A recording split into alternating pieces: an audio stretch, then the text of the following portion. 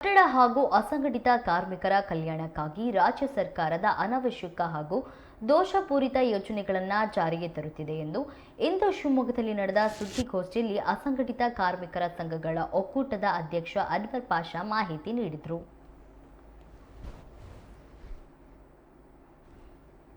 ಇತ್ತೀಚೆಗೆ ತಮಗೆಲ್ಲ ಗೊತ್ತಿರತಕ್ಕಂಥದ್ದು smart city Shivamogga ಆದಾಗ 1,000 ಕೋಟಿ ಅಂತ ಹೇಳಿದ್ರೆ ಪ್ರಾಜೆಕ್ಟ್ ಇದು 100 ಕೋಟಿ ಸೆಸ್ ಈಗ ಆಲ್ರೆಡಿ ಸ್ಮಾರ್ಟ್ ಸಿಟಿಯಿಂದ ನಮ್ಮ ಕಾರ್ಮಿಕರ ಕಲ್ಯಾಣ ಮಂಡಳಿಗೆ ಜಮೆ ಆಗಿರ್ತಕ್ಕಂಥದ್ದು. ಈ ರೀತಿ ಇರ್ತಕ್ಕಂಥ ನಿಧಿಯು ಇದು ಕಾರ್ಮಿಕರಿಗೆ ಮೂಲಭೂತ 12 ರೀತಿಯ ಮೂಲಭೂತ ಸೌಲಭ್ಯಗಳನ್ನು ಈಗಾಗಲೇ ಕೊಡ್ತಾ ಬರ್ತಾ ಇದೆ. ಆದರೆ ಇತ್ತೀಚಿನ ಕೊರೋನಾ ಸಂದರ್ಭದಿಂದ ಅನಾವಶ್ಯಕ ಯೋಜನೆಗಳನ್ನು ಜಾರಿಗೆ ತಂದುಬಿಟ್ರು. ಕಾರ್ಮಿಕರಿಗೆ ವಿವಿಧ ಬಗೆಯ ಟೂಲ್ಸ್ ಕಿಟ್ಗಳು ಹಾಗೂ ಮತ್ತು ಬೇರೆ ಬೇರೆ ರೀತಿಯ ಫುಡ್ ಕಿಟ್ ಆಗಿರ್ಬೋದು, ಸ್ಯಾನಿಟರಿ ಕಿಟ್ಗಳನ್ನು, ಆಮೇಲೆ ಮಾಸ್ಕು, ಈ ಥರ ಸೇಫ್ಟಿ ಕಿಟ್ ಅಂತ ಹೇಳಿ ಕೊಡ್ತಾ ಇದ್ದಾರೆ. ಇದರಿಂದ ಮಂಡಳಿಗೆ ಎಲ್ಲೋ ಒಂದು ಕಡೆ ದುಂದುವೆಚ್ಚ ಆಗ್ತಾ ಇದೆ. ಇದು ಮುಂದಿನ ದಿನಗಳಲ್ಲಿ ಮಂಡಳಿ ಉಳಿಬೇಕು. ಏನು ಮೂಲಭೂತ ಸೌಕರ್ಯಗಳು, ಶೈಕ್ಷಣಿಕ ಧನ ಸಹಾಯ, ಮದುವೆ ಧನ ಸಹಾಯ, ಹೆರಿಗೆ ಧನ ಸಹಾಯ ಇವನ್ನೇ ಮುಂದುವರಿಸಿದ್ರೆ ಸಾಕು. ಮಂಡಳಿ ನಾಳೆ ದಿನ ಹೆಚ್ಚು ದೀರ್ಘಕಾಲ ನಮ್ಮ ಮುಂದಿನ ಪೀಳಿಗೆಗೆ ಉಳಿಯುತ್ತೆ. ಈಗ ಆಲ್ರೆಡಿ ಕೇರಳ ಮತ್ತು ತಮಿಳುನಾಡುಗಳಲ್ಲಿ ಈಗಾಗಲೇ ಮಂಡಳಿ ಮುಚ್ಚುವಂಥ ಹಂತಕ್ಕೆ ತಲುಪಿದೆ. ಹಾಗಾಗಿ ಇದನ್ನೇ ಮುಂದುವರಿಸಿ ಮೂಲಭೂತ ಸೌಕರ್ಯಗಳು ಒತ್ತು ಕೊಡಿ ಅಂತ ಹೇಳಿ ನಾವಿವತ್ತು ಈ ಉದ್ದೇಶ ಸೇರಿರ್ತಕ್ಕಂಥದ್ದು. ಮೊದಲನೇದಾಗಿ ಇತ್ತೀಚಿನ ದಿನಗಳಲ್ಲಿ ಕಾರ್ಮಿಕರ ಕಲ್ಯಾಣ ಮಂಡಳಿ ನೋಂದಣಿ ಹಾಗೂ ನವೀಕರಣ ಹಾಗೂ ಸೌಲಭ್ಯಗಳ ಅರ್ಜಿ ಸಲ್ಲಿಸಲಿಕ್ಕೆ ಒಂದು 5 ವರ್ಷದಲ್ಲಿ 7-8 ಬಾರಿ ಸಾಫ್ಟ್ವೇರ್ ಅನ್ನ ಚೇಂಜ್ ಮಾಡಿಬಿಟ್ರು. ಈಗ ಮೊನ್ನೆ 1-2 ತಿಂಗಳಿಂದನೂ ಕೂಡ ಒಂದು ಸಾಫ್ಟ್ವೇರ್ ಅನ್ನು ತಂದಿದ್ದಾರೆ. ಅದು ಕೂಡ ಸರಿಯಾಗಿ ವರ್ಕ್ ಆಗ್ತಾ ಇಲ್ಲ.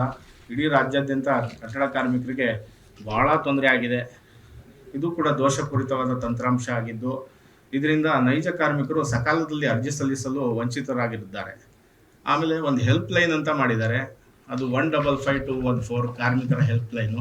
ಅದಕ್ಕೆ ಯಾರು ತಕ್ಷಣದಲ್ಲಿ ನಮ್ಗೆ ಈ ಥರ ಸಮಸ್ಯೆ ಇದೆ, ಅರ್ಜಿ ಹಾಕ್ಲಿಕ್ಕೆ ಆಗ್ತಾ ಇಲ್ಲ ಅಂದರೆ ವ್ಯಾಟ್ಸಪ್ ಮಾಡಿ, ಅದು ಮಾಡಿ, ಅಲ್ಲಿ ಕಳಿಸಿ, ಟೆಕ್ನಿಕಲ್ ಟೀಮಿಗೆ ಹೇಳಿ ಅಂತಾರೆ. ಏನು ಓದು ಬರಹ ಇಲ್ದೇ ಇರ್ತಕ್ಕಂಥ ಕಾರ್ಮಿಕರು ವ್ಯಾಟ್ಸಪ್ ಮಾಡುವಂಥದ್ದು ಗೊತ್ತಾಗೋದಿಲ್ಲ. ಇಲ್ಲಿ ಸ್ಥಳೀಯ ಕಚೇರಿಗಳಿಗೆ ಹೋದರೆ ಅಲ್ಲೂ ಕೂಡ ಸರಿಯಾಗಿ ರೆಸ್ಪಾನ್ಸ್ ಸಿಗಲ್ಲ.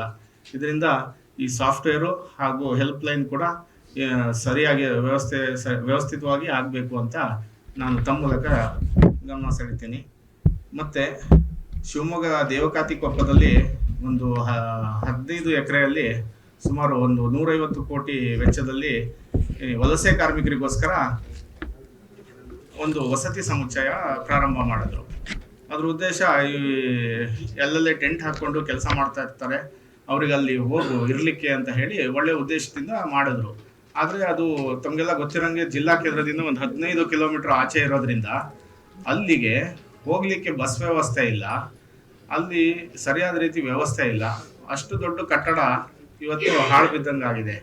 ಹಾಗಾಗಿ UP ಬಿಹಾರ ಆ ಕಡೆಯಿಂದ ಬರೋ ವಲಸೆ ಕಾರ್ಮಿಕರಿಗೆ ಮಾಡೋದ್ಕಿಂತ ನಮ್ಮ ಸ್ಥಳೀಯವಾಗಿ ನಮ್ಮ ಕಾರ್ಮಿಕರ ಮಕ್ಕಳಿಗೆ ಒಂದು ಸಮುದಾಯ ಭವನ ಆಗಿರ್ಬೋದು, ಕಲ್ಯಾಣ ಮಂಟಪಗಳಾಗಿರ್ಬೋದು, ಈ ಥರದ್ದು ಕಟ್ಕೊಡೋ ನಿಟ್ಟಿನಲ್ಲಿ ಒಂದು ಮಂಡಳಿ ಯೋಚನೆ ಮಾಡಬೇಕಿತ್ತು ಅಂತ ಹೇಳ್ತಾ, ಕಾರ್ಮಿಕರಿಗೆ ಆಗ್ತಿರೋ ಅನ್ಯಾಯ ಬಗ್ಗೆ ನಮಗೆ ಇವತ್ತು ಸಾಕಷ್ಟು ದಿನಪತ್ರಿಕೆಗಳಲ್ಲಿ ಕಾರ್ಮಿಕರಿಗೆ ಎಷ್ಟು ಅನ್ಯಾಯ ಆಗಿದೆ ಅಂತ ಅವೆಲ್ಲ ಪತ್ರಿಕೆಗಳೆಲ್ಲ ಬರ್ತಾ ಇದೆ, ಬೇರೆ ಜಿಲ್ಲೆಯಲ್ಲೆಲ್ಲ ಬರಿತಾ ಇದ್ದಾರೆ.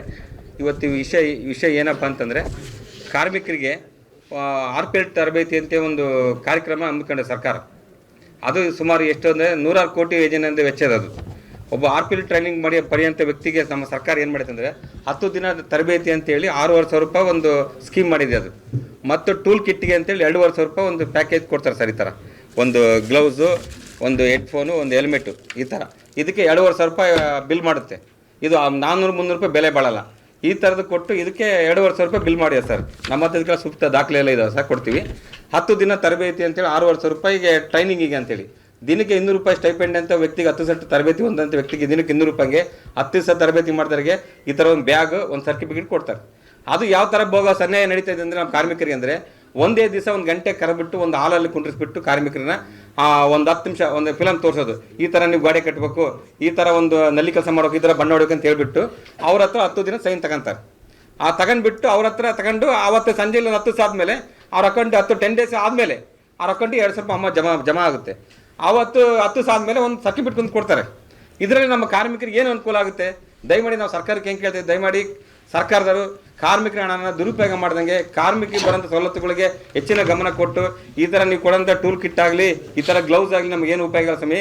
ಯಾಕಂದರೆ ಇದನ್ನ ಹಾಕೊಂಡು ನಾವು ಕೆಲಸ ಮಾಡೋಕ್ಕೆ ಬರೋಲ್ಲ, ಸುರಕ್ಷತೆ ಇಲ್ಲ. ಈ ಹೆಲ್ಮೆಟ್ ಹಾಕೊಂಡು ಇದು ನೋಡಿದ್ರೆ ಹೊಡೆದೋಗುತ್ತಿದ್ದು, ಇದು ಹೆಲ್ಮೆಟ್ ಹಾಕೊಂಡು ನಾವು ಕೆಲಸ ಮಾಡೋಕ್ಕೆ ಬರೋಲ್ಲ. ದಯಮಾಡಿ ಈ ಥರದ್ದೆಲ್ಲ ನಮಗೆ ಬೇಕಾಗಿಲ್ಲ, ಗುಣಮಟ್ಟಕ್ಕೆ ಕೊಡ್ರಿ. ಹೆಲ್ತ್ ಕ್ಯಾಂಪ್ ಅಂತ ಮಾಡ್ತಿದ್ದಾರೆ. ಆ ಹೆಲ್ತ್ ಕ್ಯಾಂಪ್ ನಮಗೆ ಬೇಡ. ಯಾಕಂದ್ರೆ ನಾವು ಹಾಸ್ಪಿಟ್ಲಿಗೆ ಹೋಗ್ತೀವಿ, ಲಕ್ಷ ಖರ್ಚು ಮಾಡ್ಕೊಂಡು ಬರ್ತಾರೆ. ಅದು ಏನು ಮಾಡೋದು 10,000 20,000 ಅಷ್ಟೇ ಕೊಡ್ತಿದ್ದಾರೆ.